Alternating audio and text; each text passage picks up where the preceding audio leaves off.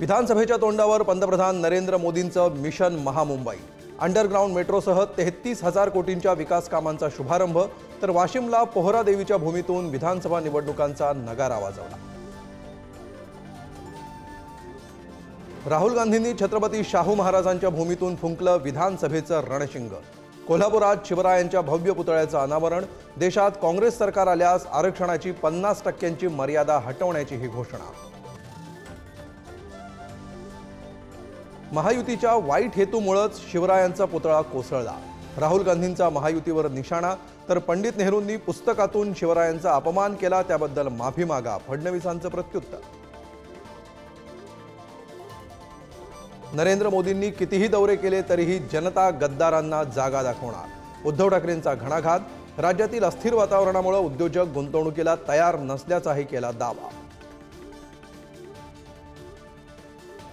राष्ट्रवादीचे ज्येष्ठ नेते रामराजे नाईक निंबाळकर पुन्हा शरद पवारांकडे परतण्याची शक्यता। कार्यकर्त्यांसोबत चर्चा करून तुतारी फुंकण्याबाबत निर्णय घेणार। अजित पवारांना आणखी एक मोठा धक्का बसण्याची शक्यता। महाराष्ट्रामध्ये एनआयए आणि एटीएसची संयुक्त कारवाई। संभाजीनगर, मालेगाव आणि जालन्यातून काही तरुण ताब्यात। देशविघातक कृत्यामध्ये सहभाग असल्याचा संशय।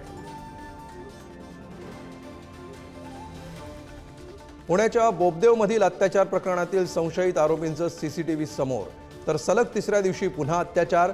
5 वर्षांच्या बालकावर 3 अल्पवयीन मुलांचं अनैसर्गिक कृत्य। 7 महिन्यामध्ये 265 महिला अत्याचाराच्या घटना।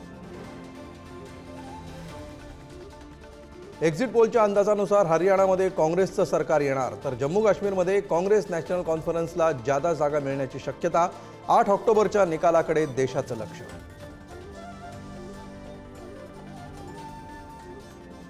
Thank you.